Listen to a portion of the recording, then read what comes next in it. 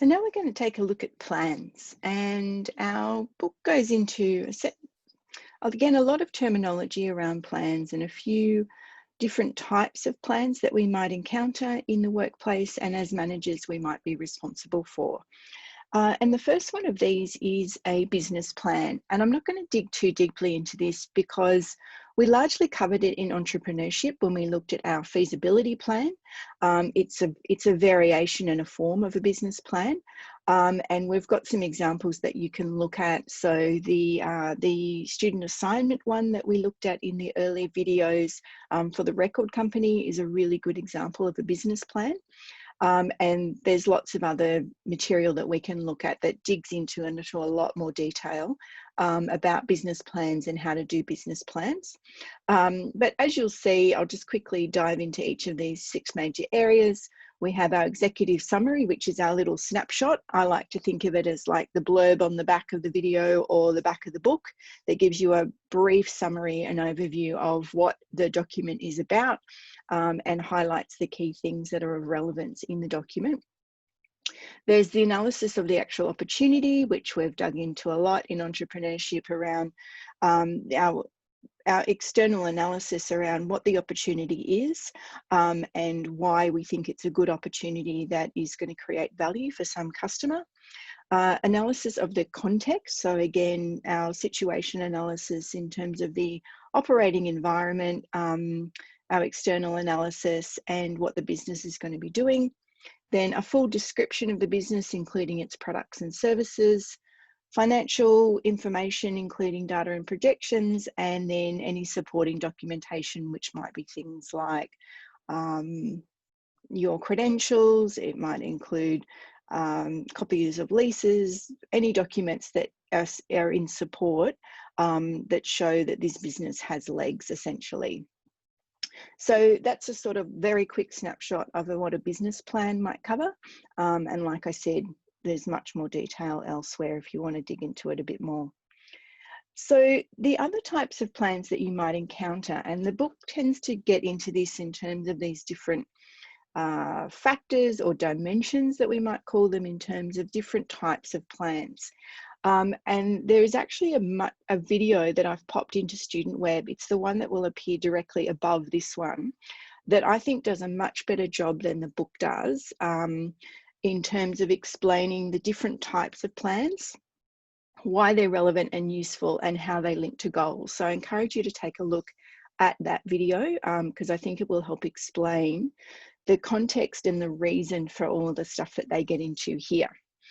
So we can think of these plans in terms of their breadth. So in either, are they very strategic, which is much more about direction and where you want to go, or are they tactical, which is much more kind of brass tack action steps about how you're going to get there. How long the time frame of the plan is.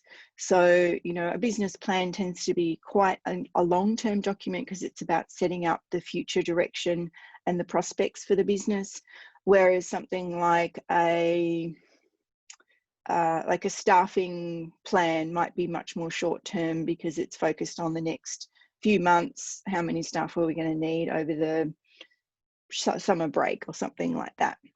The specificity of the plan, so whether it's much more about the broad direction of the business or something, or a department perhaps, or if it's very specific. So again, if we've got something that is tied to just one department, so we might have a financial plan that is directly related to fixing some process or procedure that's not working quite well in the business. So it would be very specific to a particular problem that exists.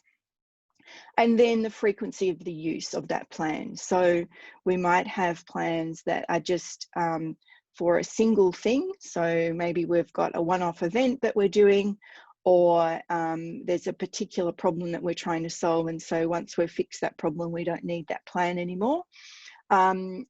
Or we might have standing or rolling plans that are plans around that we'll use either repeatedly or perhaps adjust year by year. So say, for example, if we run a festival, we might have standing plans that are around the how we're going to set up our operations over time.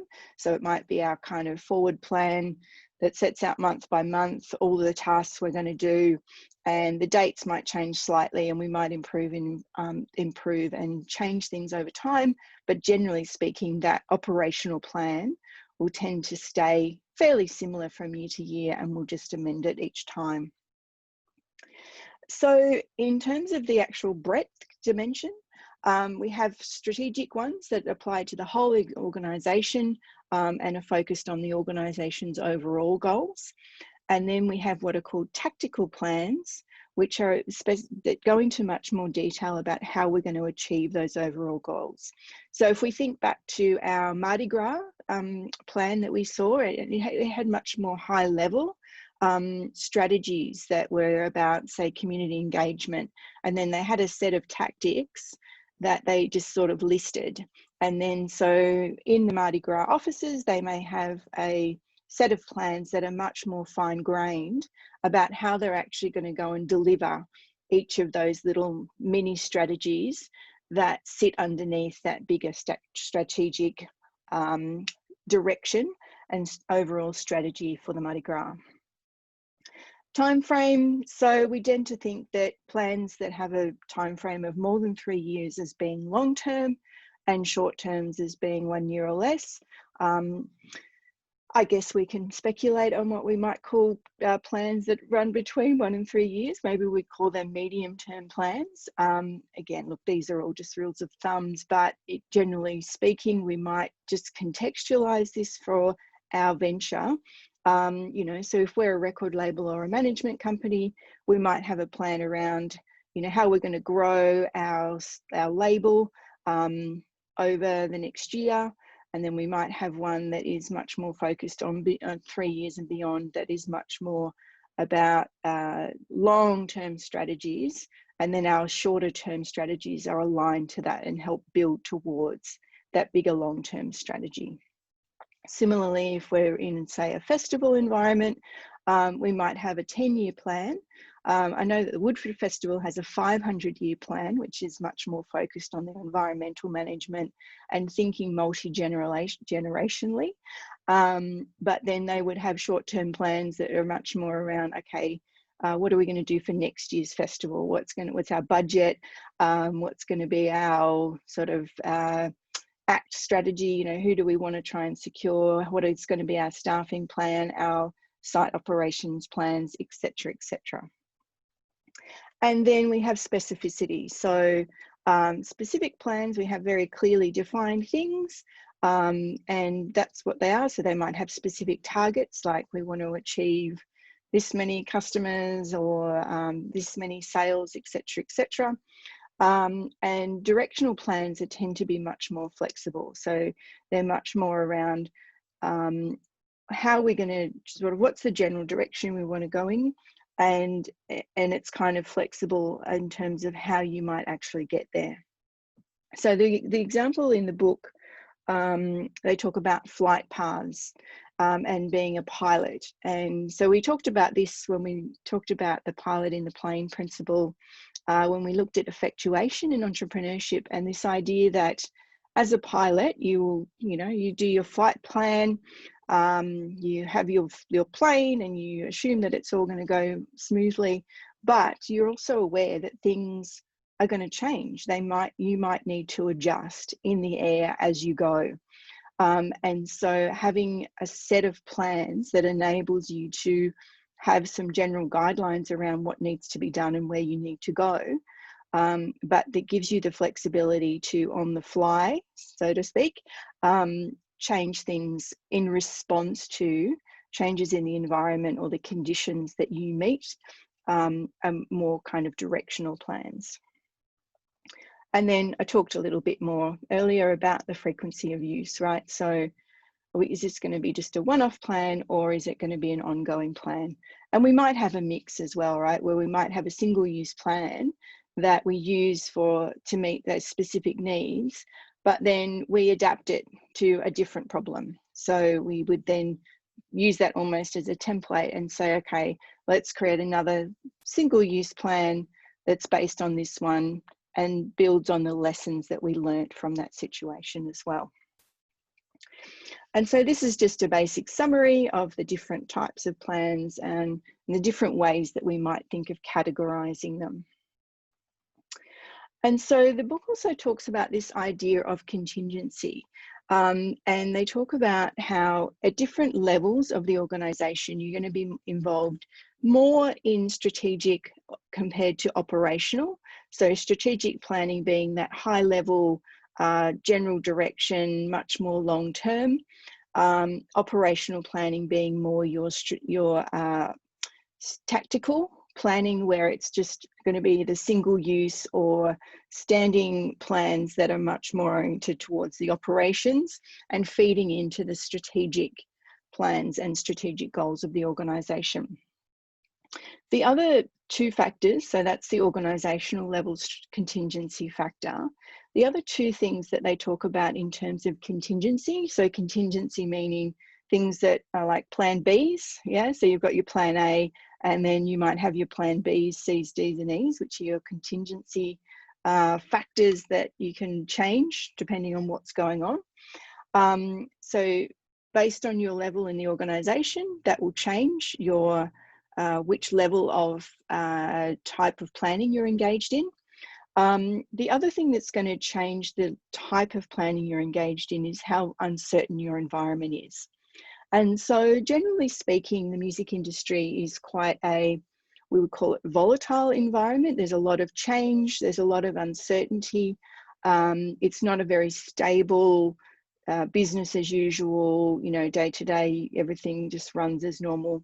It is to a certain degree, but certainly compared to say something like groceries or banking, there's a lot more flux and risk associated with the music industry.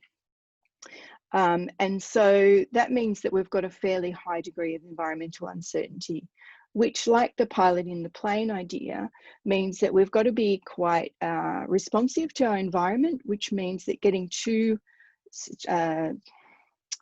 rigid or fixed in our plans can create problems for us. And so having that flexibility in our planning where we have an idea and a sense of direction, but are still able to respond to changes in the environment and opportunities that emerge and present themselves is fairly important.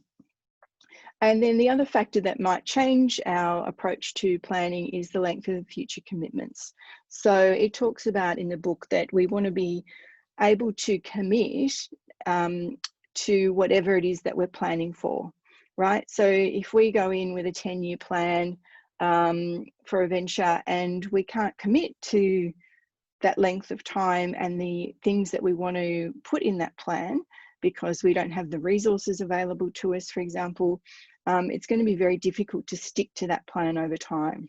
And so we might think of having a kind of overall vision for our organization, but not necessarily a fully laid out strategic, detailed plan about how we're going to get there, because we're not going to have the resources available to us to make the commitment to achieving those end goals. So we need to also be aware of just our ability to commit based on what we've planned for. So the next and last bit of our section on planning is digging into some of the tools that are available to us to help us plan.